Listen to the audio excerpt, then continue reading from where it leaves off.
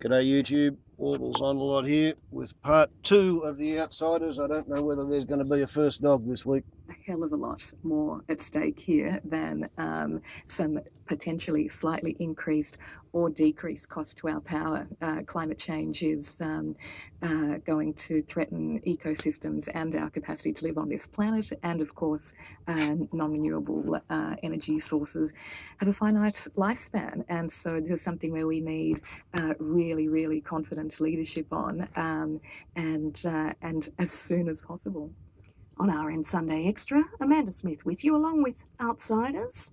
Joining us today, Esther Anatolitis, Director of Regional Arts Victoria, Nick Cater from the Menzies Research Centre, and Paula Matthewson, columnist for The Drum.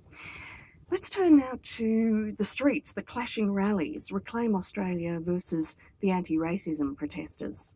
When you've got a community which is fearful that they will be targeted because of their religion, and on the other hand, you've got another section of the community which feels that someone amongst them might one day blow them up, you've got a formula that spells catastrophe. That's the President of the New South Wales Anti-Discrimination Board, Stepan Kurkia-Shadian, spelling out the central problem. Now, the thing that I grapple with these rallies, for example, and I want to know all your thoughts on this, Esther. Well, let's start with you. It's this: if you value tolerance, if you see yourself as a tolerant person, then shouldn't you tolerate other people's intolerance? Oh, it's one of those, the danger there is that, you know, we get into the logical conundrum of words there. Tolerance, freedom of expression, non-discrimination, all of these go hand in hand. So we don't tolerate things in a vacuum, and we don't discriminate or respond to discrimination in a vacuum. Where positions are put that threaten individuals or communities, or where positions are put that are unfortunately coming from fears and anxieties that might have all sorts of complex causes, those need to be called out, talked about, and whether that's within people's homes or in the pub, where you can speak out against a racist joke, a sexist joke, a vilifying joke, or on the street where hopefully people don't come to clashes that are too violent. We have to keep these discussions going in the public space as much as possible. Paula, it's the question really of, I disagree with what you're saying, but I defend your right to say it. Where's the line for you? The line for me is when the speech harms another person. And you know, you can define harm in so many different ways. But I think it's important to remember that we don't have ultimate free speech in Australia, and nor should we. We have laws that prevent people from defaming and using different sorts of hate speech and the like, and that is a good thing. And I think the fact that there is this push from the libertarian side of politics that says we have absolute free speech, we must accept, you know, these conversations and not respond, is false, and it's creating a false impression in the debate at the moment. So, you know, we should be prepared to point out where the boundaries are and defend them. Yeah. Nick, why was there such a problem, I guess, with a voice like, you know, Zaki Malla? Why do people have such a problem with that, but people sporting swastika tattoos can reclaim Australia? I wouldn't like to see people sporting swastika tattoos being bussed in from Parramatta by your employer to appear on Q&A either. Look, the problem with Zaki Malla was many issues. There was a security issue, was a big one. But another one was, look, if you're going to have somebody representing the Islamic community on that very important and contentious point, he'd be probably the last person that I'd select if I was a producer. So it was a very poor editorial judgment, which I think reflected a very strange idea of what balance is within the ABC. So that was the issue there. Yeah. That was the issue there. Right. Thank you. Thanks to this week's Outsiders, Nick Cater, Paula Matthewson and Esther Anatolitis. Now, no first dog on the moon this week. We've had to put dog in the kennel, sorry. We'll let him come out again next week. That's it for RN Sunday Extra. If you missed anything on today's. Well, here we go. First dog on the moon has been put in a kennel. That's an interesting way of expressing it. apparentarily, first dog on the moon, annoys the ruling classes of Australia. Or maybe I'm just being paranoid. Perhaps he's on holiday yet again. He seems to have been on holiday a lot lately. Okay, so Bill Shorten has decided to disarm Tony Abbott's favourite packet of hand grenades, which is that, soft on border protection. The whole border protection thing dates back to when Johnny Howard falsely claimed that refugees on boats were such wicked, evil scumbags they were throwing their babies into the water purely in order to force the Australian Navy to rescue the babies so the parents could then get to Australia because they were all a bunch of economic migrants, economic refugees. It was all bullshit, but it got Johnny Howard through an election that he was otherwise going to lose, and it's had the Labor Party on the back foot ever since. And it's been particularly difficult for the Australian Labor Party because the Australian Labor Party was founded to be the political wing of the union movement in 1901 when Australia federated, and the whole bloody idea of the Australian Labor Party was to protect Australian jobs for white Australians, generally men, and the White Australia Party was a big part of the Labor Party's original platform. So if you start talking traditional Labor values, it's to be terrified of the Yellow Peril. It's to suffer from fairly strong white racist, imperial, fascist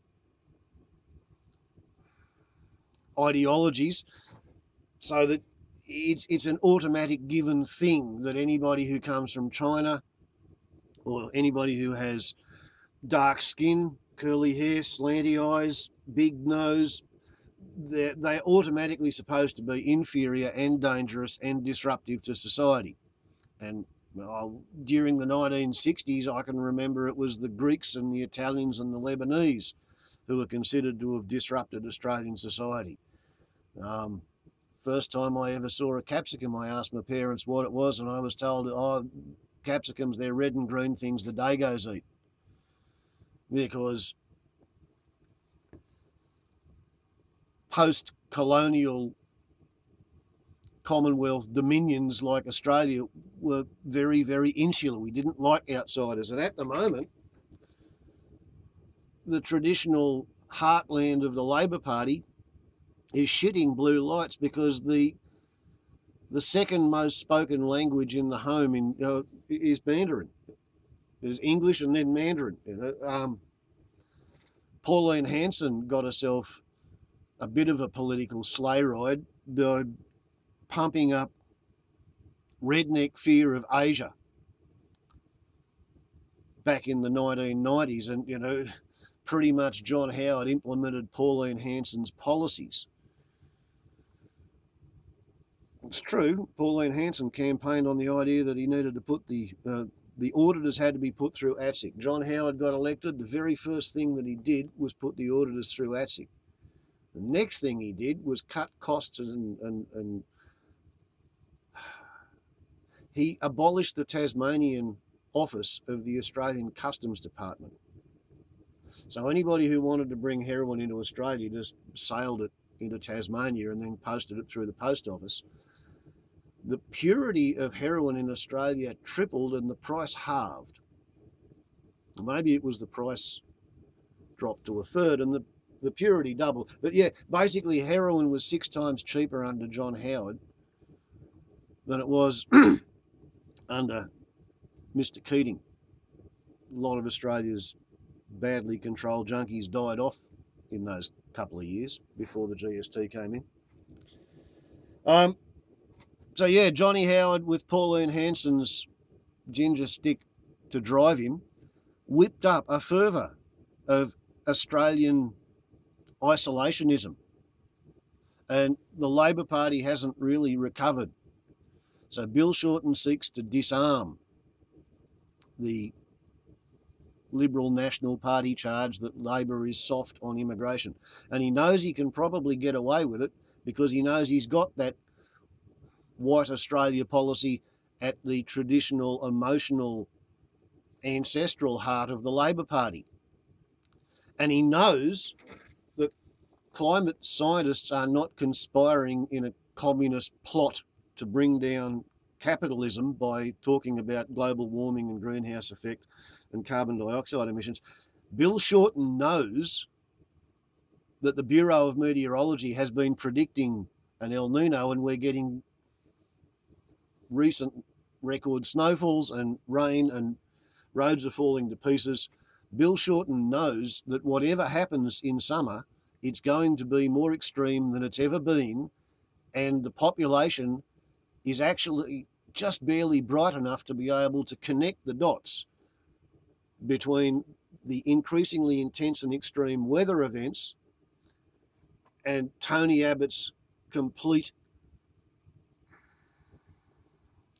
studied ignorance of global warming and climate change. Tony Abbott thinks that climate science is crap.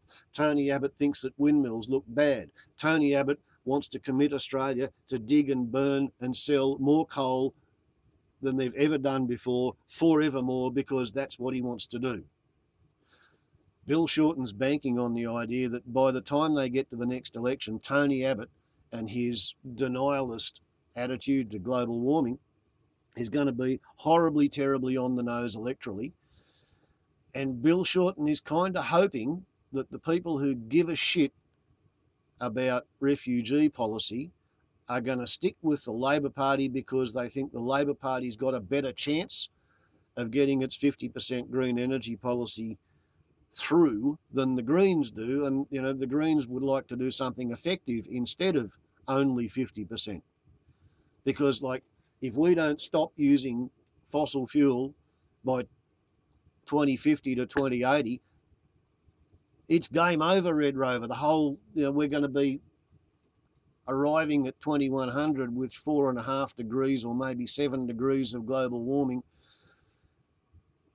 You won't be able to go back to living like a bloody blackfella in a cave in the Stone Age because the biosphere and the biodiversity and the biomass to sustain even a simple hunter-gatherer lifestyle is just not there. And how the hell you're ever going to bootstrap any kind of technological civilization when last time they got us technological civilization 5,000 years ago, the way they invented copper was somebody was building a fireplace and the rocks happened to be green, and when the fire got hot, the green rocks melted and they got this funny looking strange hard red metal out of the green rocks, because that's how pure the copper ore was on top of the ground. Have you ever seen what they got to do to get copper these days? You have to shift a cubic metre of dirt to get a couple of cubic centimetres of copper. And it takes an enormous amount of refining to get it. You unpower the grid and unplug the oil delivery pipeline, and this civilization is going to crash so hard, I would expect 50% reduction in population per month for 6 months consecutively.